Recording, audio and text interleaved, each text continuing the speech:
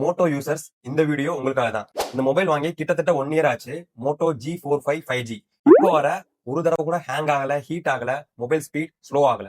இதுக்கு reason மோட்டோரோலாவோட regular software update. இந்த Android 16 அப்டேட்னால Moto இப்போ 3rd ரேங்க்ல இருக்கு நம்ம இந்தியால. நீங்க H60 Fusion வச்சிருக்கீங்கன்னா ஆண்ட்ராய்ட் 16 அப்டேட் உங்களுக்கு செப்டம்பர்ல வரும்.